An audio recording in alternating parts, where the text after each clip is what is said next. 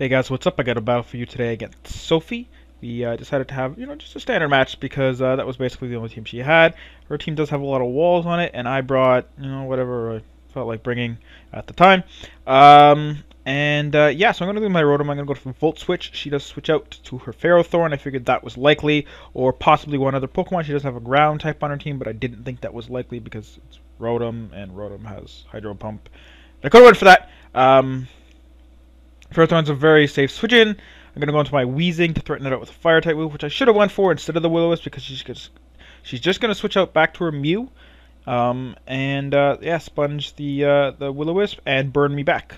And I really shouldn't have went for the Will-O-Wisp because she does have something else with Natural Cure anyway, so it's like it would have been a good switch in, so it wouldn't have mattered. I really should have just went for the Fire Blast. But anyways, that's fine. So I'm going to go with my Tyranitar because, it's a Dark type and Mew's a Psychic type. And I was figuring, Psychic can't touch me, and, unless it has, like, Aura Sphere or Drain Punch or something, or, like, Earthquake, it can't really do anything to me. But, so that Ice Beam does, like 9 damage after leftovers, so that's pretty good. But she does have the Will-O-Wisp, and that does burn me, and, yes, my Tyranitar is max special defense, max HP, but it causes this Pursuit to do 10%, even though it's Stab, and Tyranitar does have a very nice base attack.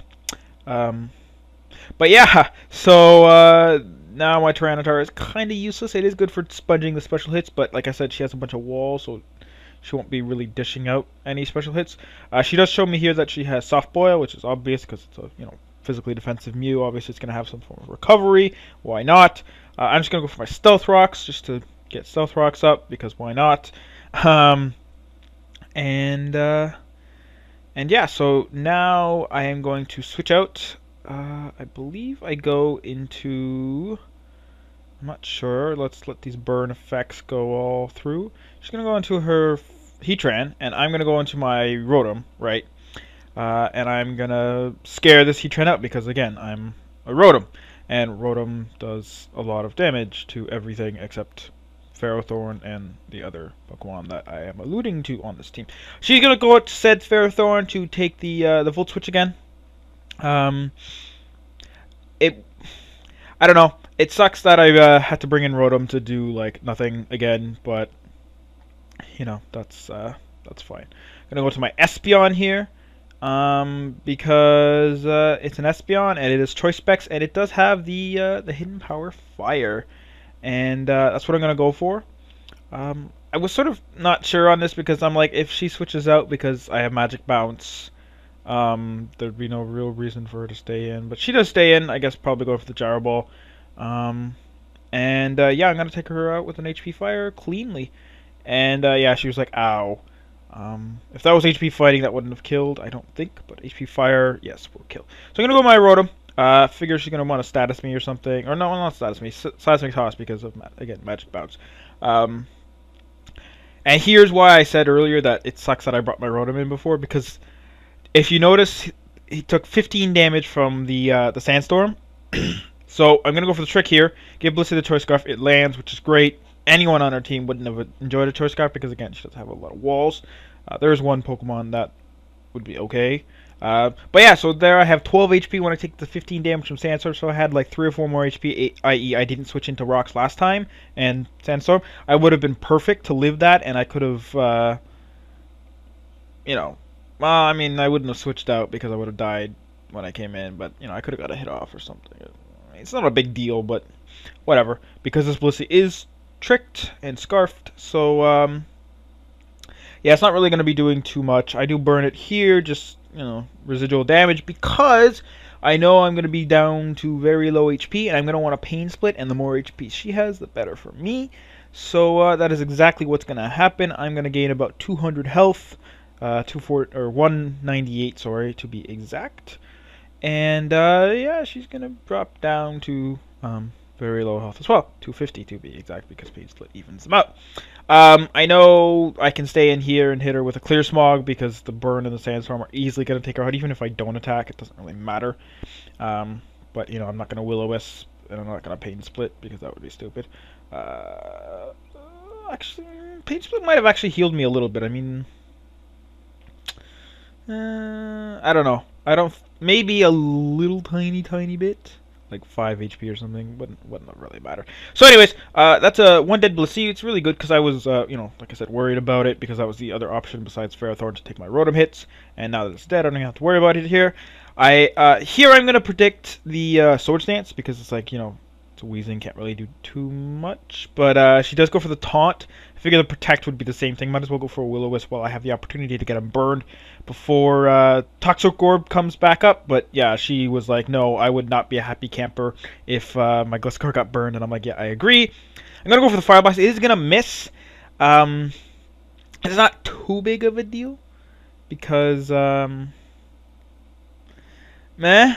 But it kind of was a pain in the ass, and you'll see later. I'm going to go to my Espeon. And I'm going to, for some reason, go for the Side Shock. As soon as I clicked it, I'm like, why didn't I go for the Shadow Ball? Yes, it's not stab, but it is going to be stronger because it doesn't hit on the physical side, which apparently this Gliscor has max physical defense, but not HP. The rest are on speed and attack, so Shadow Ball would have been really good.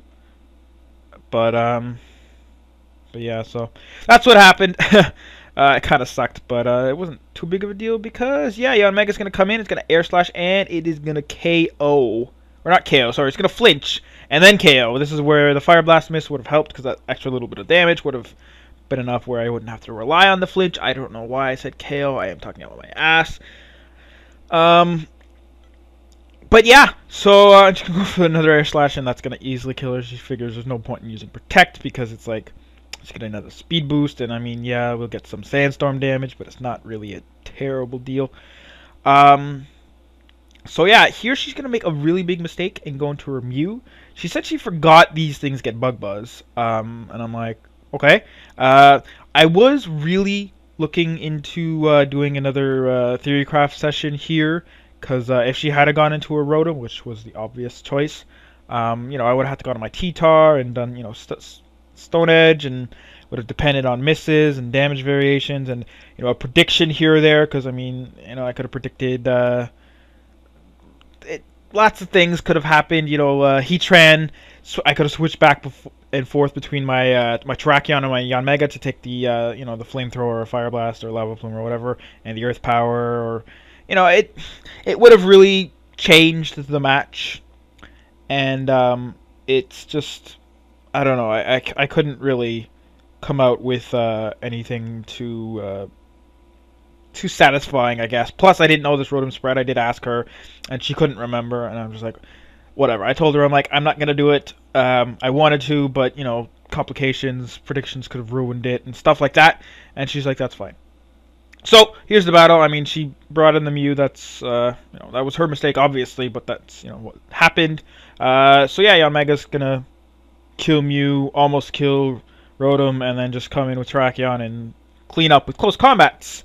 So that's the battle. I hope you guys enjoyed. It was pretty cool. I wasn't too happy about seeing her team in the preview, but I mean, it ended up working out pretty well. And yeah, so hope to see you guys tomorrow, and have fun. Enjoy your day, I guess. Yeah, peace.